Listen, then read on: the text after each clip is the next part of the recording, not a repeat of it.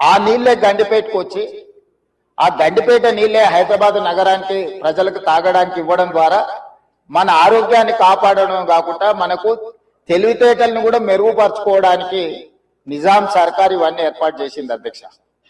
కాలక్రమేణా స్వతంత్రం వచ్చింది, సాంకేతిక నైపుణ్యం పెరిగింది, సాంకేతిక నైపుణ్యంతో నగరాలు అభివృద్ధి చెంది జలవనరులను కాపాడుకోవాల్సిన మనము ఆ దిశగా ప్రయాణం చేయలే అధ్యక్ష. శాశ్వత సమస్యల్ని పరిష్కరించి మన ఆరోగ్యాన్ని కాపాడే జలవనరులను కలుషితం చేయడమే కాకుండా కబ్జాలు పెట్టి ఫామ్ హౌజులు కట్టి ఫామ్ హౌస్ లో డ్రైనేజ్ లైన్లు తీసుకెళ్లి ఈ గండిపేట హిమాయత్ సాగర్ కలిపిండ్రు అధ్యక్ష.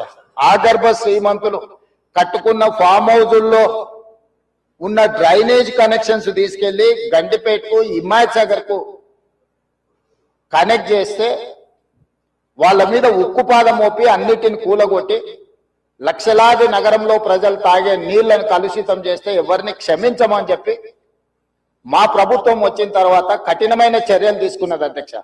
దాని మీద ఎన్నో విమర్శలు వచ్చినాయి. జన్వాడలో ఫామ్ హౌజులు, మొయినాబాద్ లో ఫామ్ హౌజులు కట్టుకున్న వాళ్ళు నా మీద దాడి చేసి లక్షల కోట్ల రూపాయలు సోషల్ మీడియాలో ఖర్చులు పెట్టి బద్నాం చేసే ప్రయత్నం చేసింది.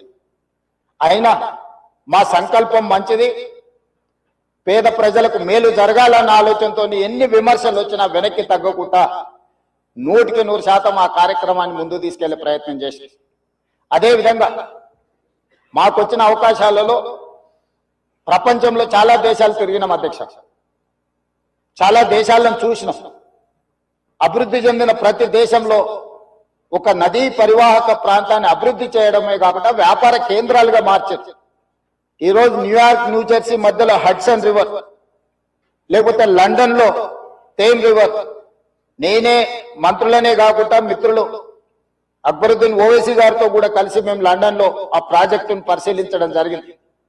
జపాన్ లో చూడడం జరిగింది, సౌత్ కొరియాలో చూడడం జరిగింది, సింగపూర్ లాంటి నూతనంగా అభివృద్ధి చెందిన దేశాలను మనం పర్యటించడం జరిగింది. జర్మన్ లాంటి దేశాలు తమరు కూడా కౌన్సిల్ చైర్పర్సన్ సుఖేందర్ రెడ్డి గారు కూడా వెళ్ళి మీరు చూసి వచ్చి మీరు కూడా నాతోని మీ అనుభవాలను కొంత నాకు వివరించడం జరిగింది. అంటే ప్రపంచ స్థాయి గుర్తింపు పొందిన నగరాలలో నదీ పరివాహక ప్రాంతాలను కాపాడుకోవడమే కాకుండా ప్రక్షాళన చేయడమే కాకుండా వ్యాపార కేంద్రాలుగా మార్చి ఆ రాష్ట్రము, ఆ దేశం యొక్క ఆర్థిక వ్యవస్థను బలోపేతం చేసుకోవడానికి ప్రపంచ దేశాలు పోటీ పడుతున్నాయి. ఈరోజు గుజరాత్ అహ్మదాబాద్ లో సబర్మతి రివర్ ఫ్రంట్ కట్టుకున్నారు. భారతీయ జనతా పార్టీ నాయకులు, ప్రజాప్రతినిధులు గొప్పగా చెప్పుకుంటుంటారు.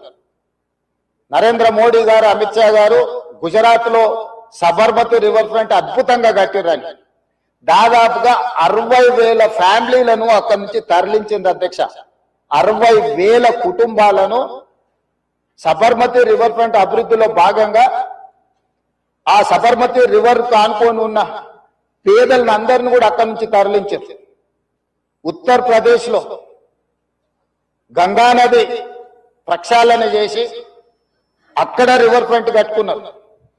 ఈ మధ్యకాలంలో ఢిల్లీ ఎన్నికల్లో బీజేపీ యమునా నదిని ప్రక్షాళన చేసి ప్రపంచ స్థాయి నదీ పరివాహక ప్రాంతాన్ని అభివృద్ధి చేస్తామని ఎన్నికల్లో భారతీయ జనతా పార్టీ నరేంద్ర మోడీ గారు చెప్పి ఢిల్లీ ఎన్నికల్లో గెలవడం జరిగింది. ఆ విషయాలను అన్నిటినీ భారతీయ జనతా పార్టీ అద్భుతంగా గొప్ప అభివృద్ధి నమూనాగా మాట్లాడుకొని ఎన్నికల్లో ఎజెండాగా మార్చి చెప్పుకున్నారు అధ్యక్ష. మేము తప్పు పట్టడం లేదు. అభివృద్ధి జరిగినప్పుడు కొంతమందికి ఇబ్బంది జరుగుద్ది. ఆ ఇబ్బంది జరిగిన వాళ్లకు ప్రభుత్వాలు న్యాయం చేయాలి, నష్టపరిహారం ఇవ్వాలి, ప్రత్యామ్నాయం ఏర్పాట్లు చేయాలన్నది మా ఆలోచన.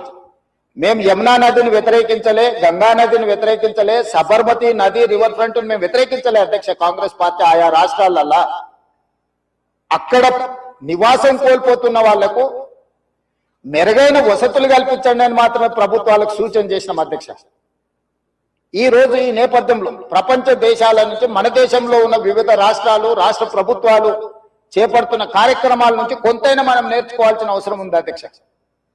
వాళ్ళందరికంటే ముందు నిజాం సర్కార్ మూసీ నది రివర్ ఫ్రంట్ ను నిజాం కట్టిండి అధ్యక్ష. వీళ్ళందరూ మేల్కోక ముందే మీరు పురాణపూల్ బ్రిడ్జ్ నుంచి మక్కా మసీద్ నుంచి మీరు ఆ లైన్ అంతా చూడండి.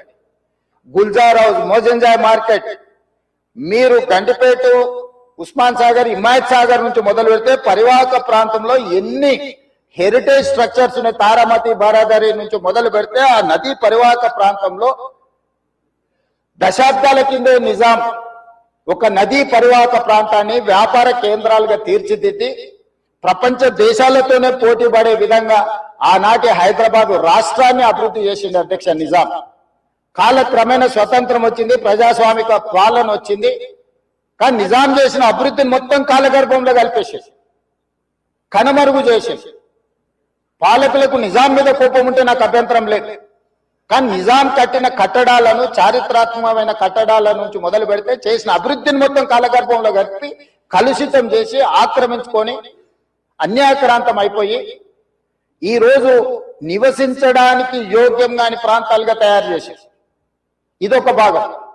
ఈ హైదరాబాద్ నగరంలో ఉన్న మురికి కాలువలన్నిటినీ, కాలనీలు మొత్తం పట్టణం యొక్క మురికినంతా మూసీ నది కలిపేసేసి చచ్చిన శవాల నుంచి పశువుల కలేబరాల వరకు ఆ మూసీ నదిలో కలిపేయడంతో రంగారెడ్డి జిల్లా, హైదరాబాద్ జిల్లా, చివరగా నల్గొండ జిల్లా ఈ రోజు శిక్ష అనుభవిస్తున్నది నల్గొండ జిల్లా ప్రజల అధ్యక్ష. లక్షలాది మంది నల్గొండ జిల్లా ప్రజలు మూసీ నది పరివాహక ప్రాంతంలో చివరగా ఉండడం వల్ల రంగారెడ్డి జిల్లా, హైదరాబాదు జిల్లాలో నుంచి వచ్చిన మొత్తం మురికి కలుషితం, మనుషుల శవాల నుంచి పశువుల కలేబరాల వరకు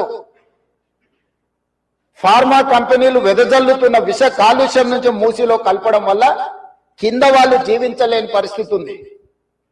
నల్గొండ జిల్లాకు భగవంతుడే శిక్ష విధించిండు అధ్యక్ష. వాళ్ళ దురదృష్టం, దేవుడే వాళ్ళ మీద కక్ష కట్టిండు అన్నట్టుగా ఫ్లోరైడ్ ప్రాంతంగా ఆ ప్రాంత ప్రజలు పేదవాళ్ళు కాళ్ళు వంకర, చేతులు వంకర, నడుము వంకర, పుట్టే పిల్లలు అష్ట వంకరలతో పుడుతుంటే కన్న తల్లిదండ్రుల యొక్క దుఃఖం ఎలాంటిదో అర్థం చేసుకోండి అధ్యక్ష.